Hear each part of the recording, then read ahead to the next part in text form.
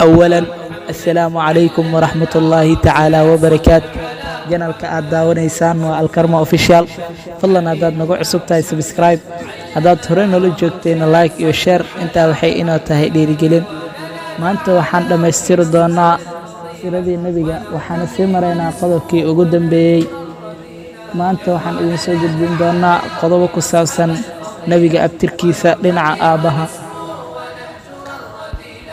محمد ابن عبد الله ابن عبد المطلب ابن هاشم ابن عبد مناف ابن قصي ابن حكم ابن مرة ابن كعب ابن لؤي ابن غالب ابن فهر ابن مالك ابن نادر ابن كنانة ابن خزيمة ابن مدركة ابن إلياس ابن مدر ابن ندار ابن معدي ابن عدنان.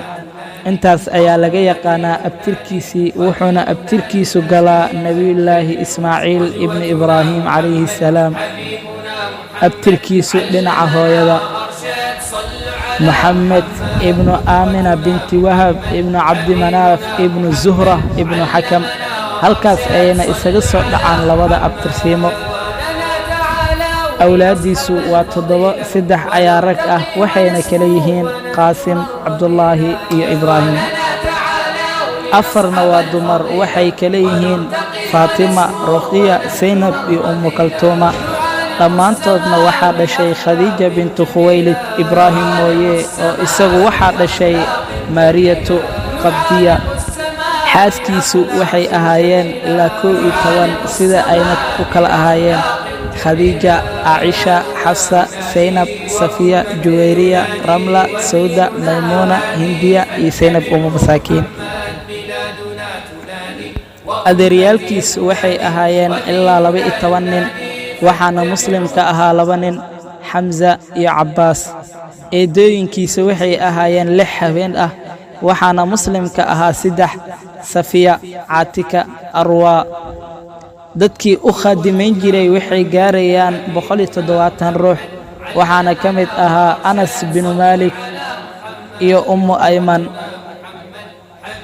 abtiyaalkiis waxay ahaayeen 3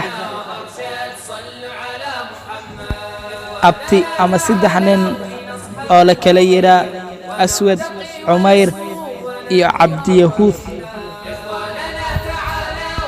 3doodana waxay dhinteen intaan rasuulka sala allahu calayhi wasalam la soo saarin.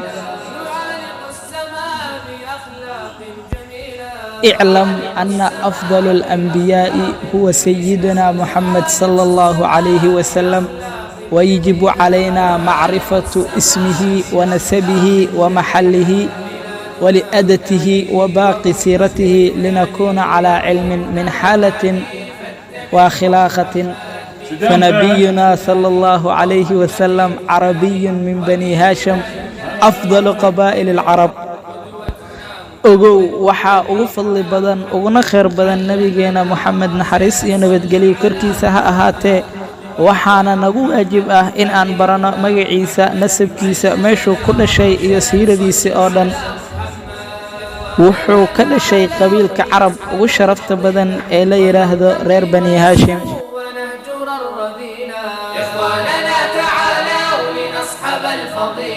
ونرتقي ونسمو ونهجر الرذيلة، نعانق السماء بأخلاق جميلة، نعانق السماء بأخلاق جميلة، نعانق السماء